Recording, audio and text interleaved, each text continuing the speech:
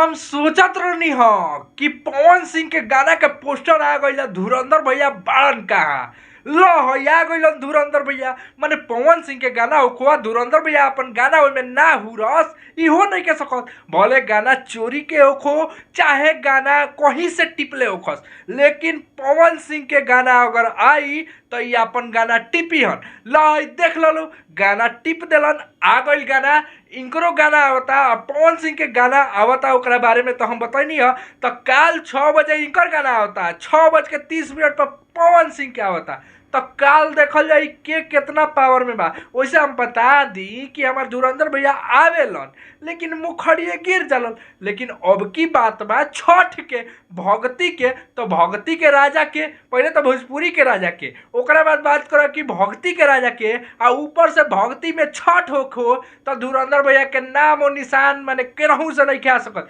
तार लोग के पता होई कि धुरंधर भैया बहुत टिकड़म लगैलन छठ के गाना के अलग अलग टाइप से गइलन लेकिन पवन सिंह जैसन ना बन पैलन आ पवन सिंह जैसन कर दिलन वैसन ना कर पैलन तो भैया हमार हम सीधे सीधे आपको एगो बात बता देते हैं काहे आप बेइज्जती करवाते हैं काहे आप पवन सिंह के साथ वो छठ के गाना भैया पवन सिंह के गायकी ना जीबल लेवल के हम बता दी भैया कि इनकरा गाना में एगो बात याद पड़ल हमार धुरंधर भैया अब प्रियंका सिंह अब की प्रियंका सिंह से गवाइले बड़न सूरज देव करके नाम बा सूरज बाबा ठीक बा सूरज बाबा इनका एल्बम के नाम बा पवन सिंह के एल्बम के नाम बा पियरी पहिरल ठीक बा पियरी पहिरल आ सूरज बाबा कल सुबेरे दोनों रिलीज होता आ खेसारी लाल यादव आ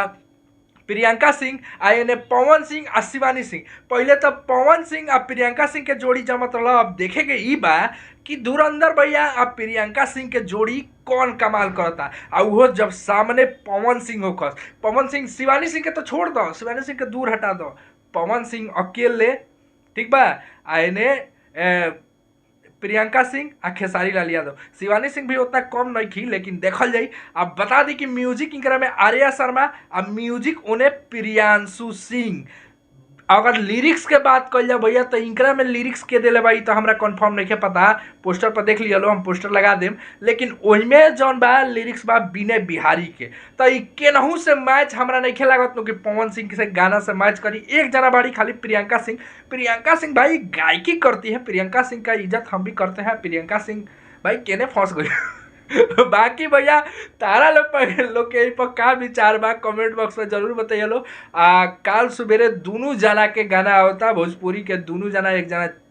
चोर कहल जाओ आ चाहे उनकरा के स्टार कहल जाओ दोनों में कोनो अंतर नहीं है ठीक बा कैसे कि एक नंबर के एने से एने टिपत रहलन गाना भले आके कहन कि पारंपरिक है चाहे कुछ तो इनकर एगो गाना होता पवन सिंह के एगो गाना होता काल सुबेरे देखल जाए काल सुबेरे इनका लोग के का हाल होता ठीक बा काल सुबेरे तो टक्कर बनाई बा हम जानत रहनी कि धुरंधर भैया जब ना तब लेके अबे करियन आ ए बेरी ना लेके आवस हो नहीं सकत भले उनकरा गाना गावे से मना कर दिहल गइल बा कमेंट बॉक्स में अपन अपन विचार बताइए वीडियो को ज़्यादा से ज़्यादा लाइक कर लो शेयर कर लो मिलता नहीं अगला वीडियो में तब तक खाती भाई।